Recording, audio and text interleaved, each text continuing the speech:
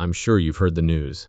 Even though the FBI made his picture public and offered a substantial reward for any information, the gunman is still at large. Additionally, the entire nation is still in disbelief, even after President Trump declared that Charlie would get the Medal of Freedom. Because Charlie Kirk had a wife, 2 kids, and a family who loved him, regardless of how popular he was. The nation has been rocked by this, and everyone is curious about what actually transpired in Utah on Wednesday. In order to challenge what he perceived as leftist domination on college campuses, Charlie Kirk formed Turning Point USA with the intention of creating a conservative organization. He had recently launched the American Comeback Tour, one of Turning Point USA's newest projects. On Wednesday, September 10th, Utah Valley University, in the city of Orem, Utah, hosted this leg of the trip. This was supposed to be a regular appearance, according to the organizers. Both students who supported Charlie and his beliefs and those who disagreed with part or all of them made up the large student turnout. The tour setup was straightforward. Charlie fielded questions from his divided audience, while seated on a platform beneath a tent, making himself visible. Naturally, pupils who held views very different from the hosts were the ones who asked the majority of the questions. About 5 minutes prior to the start of the event, these individuals were chosen, and they all talked about what they were going to ask as a group. 4 or 5 people were chosen to quiz Charlie about everything from racism to abortion.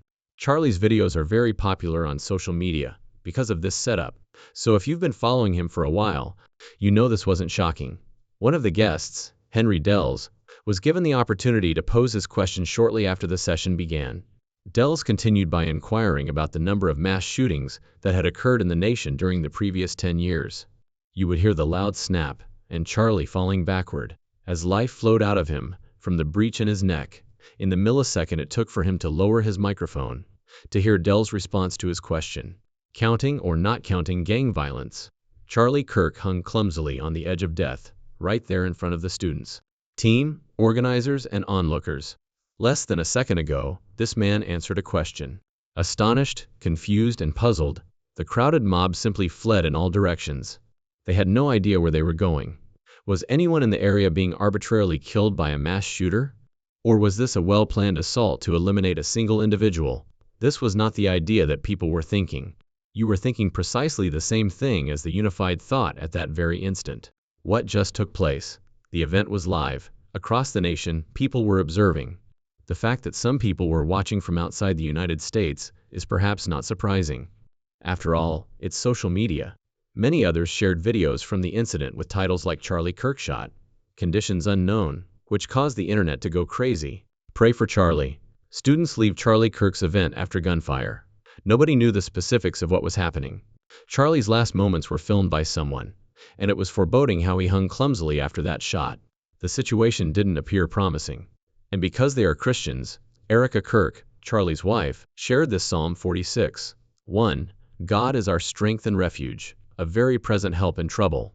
At the shooting scene, the police and FBI were also a welcome presence, and they started working to figure out what had happened, as you might imagine.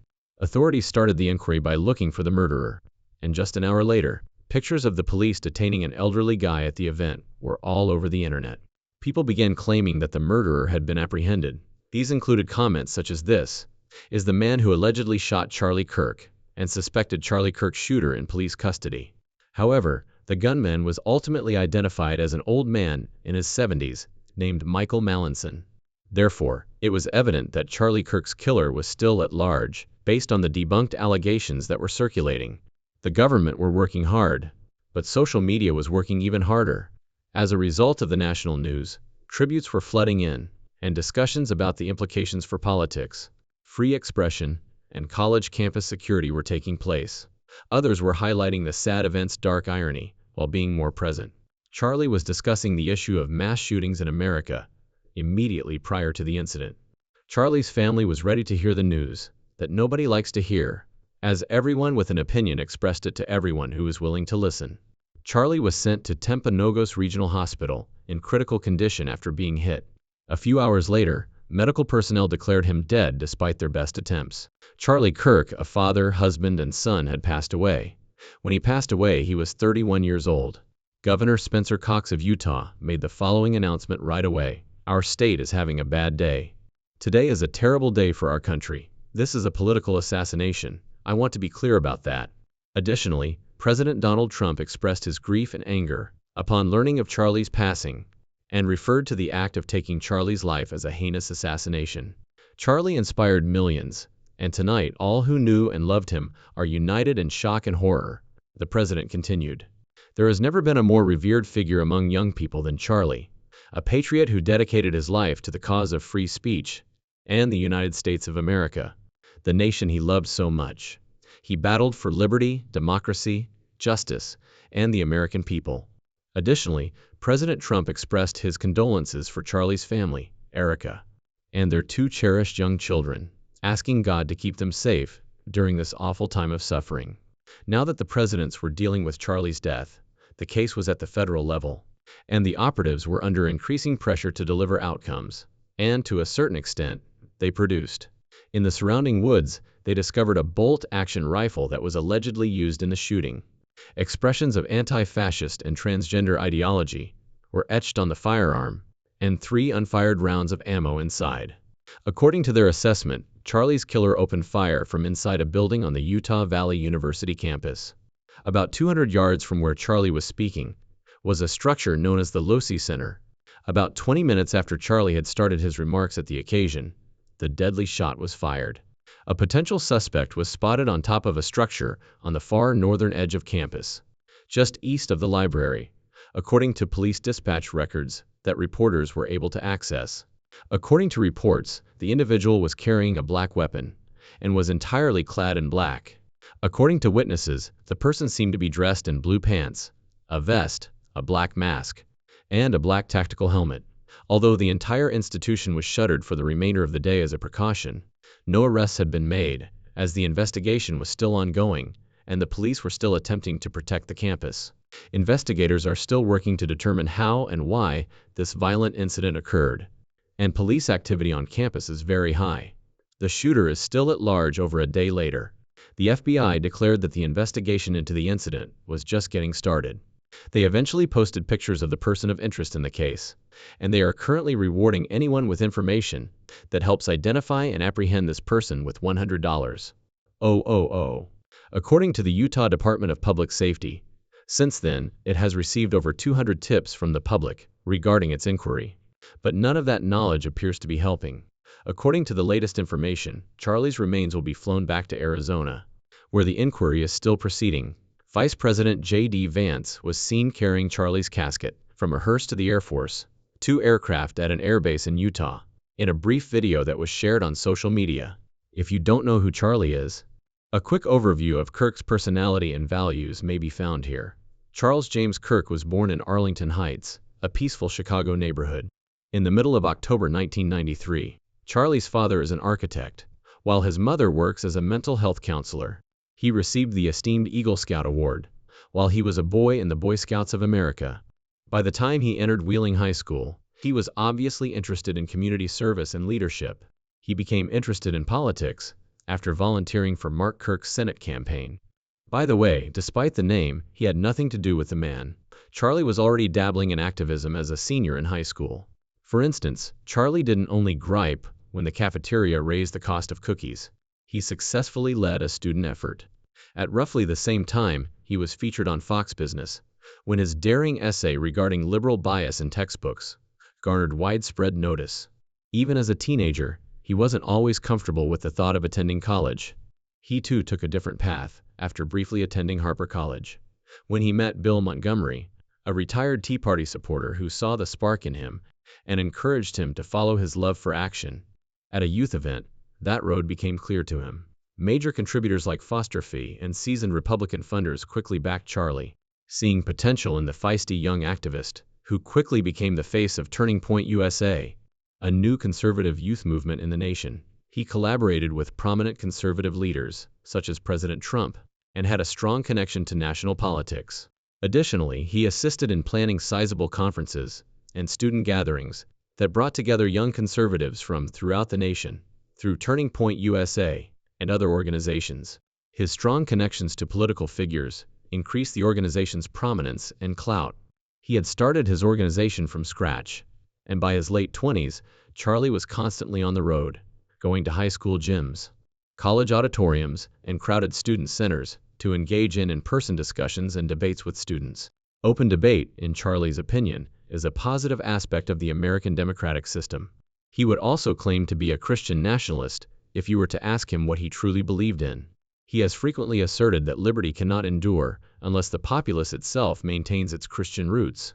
He believed that America was no longer a genuinely Christian country. He contended that this led to what he called a constitutional crisis. Sticking to his religious convictions, Charlie opposed abortion during a Donald Trump campaign rally in the mid-2020s, even going so far as to proclaim, "This is a Christian state, and I want to see it remain that way." He participated in a Jubilee media debate. He maintained that abortion should be considered murder under the law, since it involves the taking of a life. Even in challenging situations, such rape-related pregnancies, particularly those involving very young girls, he opposed abortion. However, he acknowledged that abortion might be medically required in very rare circumstances, such as when a mother's life was in jeopardy. He was a fervent supporter of gun rights as well. He regularly advocated for the Second Amendment and owned a firearm. Charlie made an appearance on behalf of the National Rifle Association, following the devastating school massacre in Parkland, Florida in the first few months of 2018. He maintained that if schools implemented armed guards, security measures, and weapons detection systems, firearms may help avert such tragedies. He put a lot of effort into doing what he believed his nation required. Turning Point USA produced internet watch lists that included school boards and professors.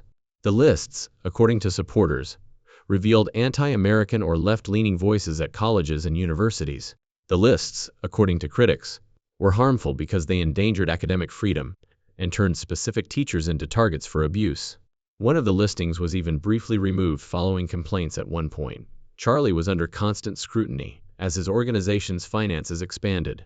After looking into the organization, reporters and watchdog groups said that some of its funding procedures were deceptive. They claimed that the group's leaders personally profited from the funds raised, and that audits were not really impartial. According to reports, Charlie's own pay has increased numerous times over the years, and he has reportedly purchased pricey real estate as the group's earnings have increased dramatically. Even though the group positioned itself as a defender of conservative principles, these facts cast doubt on how it handled its finances. In 2024, Internal Revenue Service records showed revenues of around $85 million. Charlie served as the organization's spokesperson. He served as its strategist, fundraiser, speaker, and emblem. Charlie's detractors point to the following instances to support their claims that he is a conspiracy theorist. He was accused of spreading misinformation and making contentious statements regarding public health measures during the coronavirus outbreak. He claimed that laws restricting church gatherings were a part of a governmental conspiracy against Christianity. Additionally, he disregarded official safety regulations, stating that he would not adhere to mask regulations since he believed the research underlying masks was dubious. He asserted that the coronavirus vaccines were instruments of medical apartheid. He agreed with others who said voter fraud was the reason why President Trump lost the 2020 presidential election. Charlie was ideal to his family, but not to everyone else.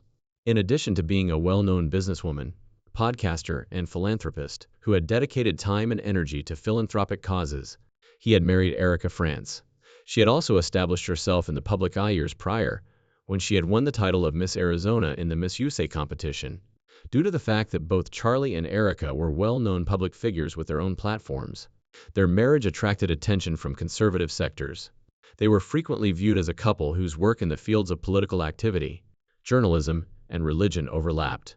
The couple began a family shortly after their wedding. They welcomed their first child, a daughter, in the late summer of 2022. Charlie's personal life entered a new phase as he juggled his family's obligations with the escalating demands of his media and political careers. The Kirks received their second child, a son, in the spring of 2024, 2 years later. Charlie was even more well-known across the country by this point. Charlie Kirk's public remarks and political activities drew criticism. People claimed that his speech was damaging and polarizing. Others claimed he propagated views they viewed as radical, racist, and xenophobic. Others commended his public remarks and political activities, stating that they thought he was contributing to the creation of a better society for future generations. And they viewed his work as a means of safeguarding the future and improving the lives of the unborn. Regardless of one's stance, most people concurred that this is a tragedy.